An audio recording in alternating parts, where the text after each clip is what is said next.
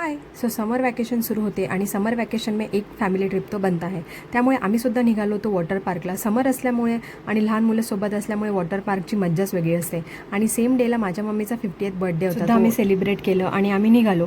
Early मॉर्निंगच निघालो होतो कारण तिथे 10ला चेक इन करायचं होतं. आणि गाडीमध्ये जी मजा केली ती खूप वेगळी होती. आरूसुद्धा खूप छान एन्जॉय करत होती.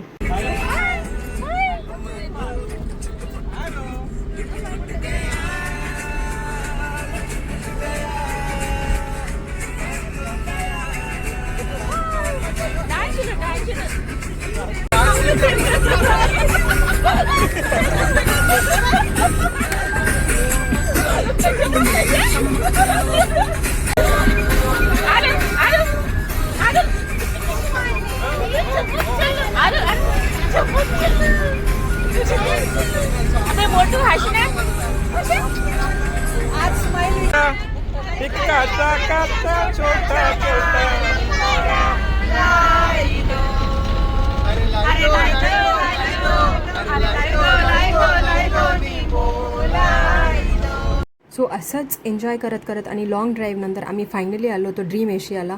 आल्या आल्या आम्ही रूम बुक केला. आरूला तिचे स्विमिंग कॉस्ट्यूम घातले, ते की खूप क्यूट दिसत होते आणि ती खूप एक्सायटेड होती. आणि गेल्या गेल्या सगळे पाण्यात उतरले. एवढे सगळे एन्जॉय करत होते. आणि सगळ्यांनी खूप असं ठरवलं होतं की मी ही राईड ट्राय करेल, ती राईड ट्राय करेल. त्यामुळे सगळेच इकडे तिकडे झाले होते. बट मी आणि आरू जास्त काही पाण्यात गेलो नाही कारण पाणी खूप गार होतं आणि आम्ही प्रिकॉशननेच थोडं चालत होतो. आरूची फर्स्ट वॉटर पार्क व्हिजिट होती, त्यामुळे ती अजून स्पेशल होती.